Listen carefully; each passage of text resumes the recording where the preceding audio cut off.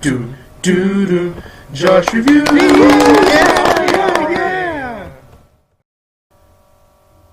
Hello, and welcome to another album review with me, Joshua Smith, and today I'm going to be reviewing the album "She Looks So Perfect" by 5 Seconds of Summer, and this is actually an EP, not a full album. It only has 4 tracks, so I just wanted to see if 5 Seconds of Summer was any good.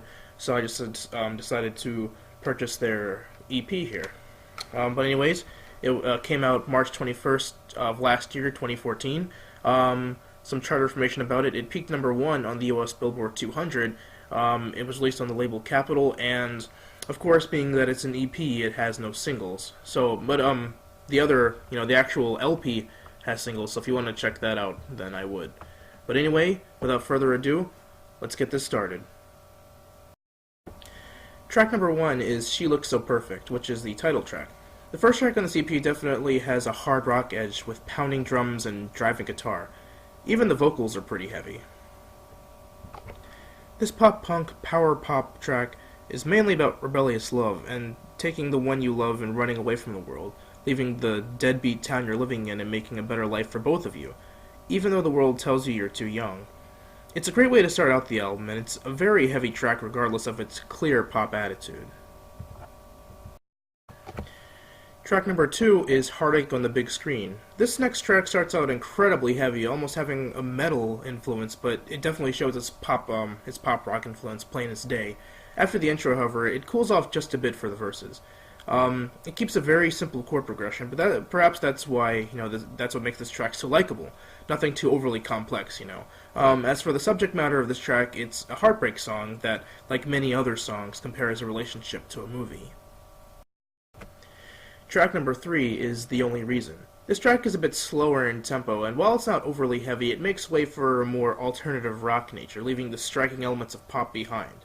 This track is, in a way, a continuation of the past track, actually. While the previous song was talking about a breakup, this track talks about wanting to make up, but questioning whether or not it's even worth it after all they've been through. They're going through all the symptoms of post-breakup distress, but it's not as sad as the previous track, as it does talk about maybe wanting to fix what's broken, or at least trying to. Lyrically, it's much better than the past 2 tracks, but instrumentally, it's nothing special. It's your typical alternative rock fare. It has less repetitive lines and comes off as more heartfelt, and the instruments are only there to give you a feeling of that strain that's being felt. Track #4 is "Disconnected." The final track on the EP is definitely the strongest track on the album, in my opinion. Not in terms of heaviness, because it's in no way heavy. In fact, it's probably the softest track in terms of instrumentals, but lyrically and instrumentally, it's the most interesting and the most fun to listen to. One interesting thing thrown into this track is the use of an echo effect that comes from a synthesizer, and that, in part, is what sets it apart from the past 3 tracks. It's about how the singer's lover is their sweet escape from the world. As the title suggests, it's about feeling disconnected, but not from each other, but from the entire world. So in the end, when all is said and done, the couple has made up and are now just as in love as they were when the EP first started out. This track definitely has more of a pop feel than a rock feel, but its overall sound gives it a good blend of both, thus ending this EP. Overall, anyone who hasn't heard anything by 5 Seconds of Summer and immediately writes them off as some boy band like One Direction is surely mistaken. 5 Seconds of Summer is a pure rock band, plain and simple. They all play their own instruments, and a lot of their songs have a big pop rock, punk rock influence, as is their main musical inspirations. While their music in general is nothing super unique or groundbreaking, it's pretty nice to see more rebellious parallel to One Direction. I may sound sacrilegious for saying this, but it's kind of like, the Beatles and the Rolling Stones, but take it for what it is.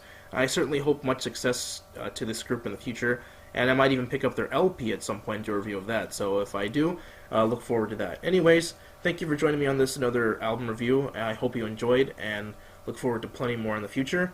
If there's any, song or album that you want to see reviewed that you like or, may suggest, just leave a comment down below and I'll get to it as soon as I possibly can. But again, thank you very much for watching, and so long.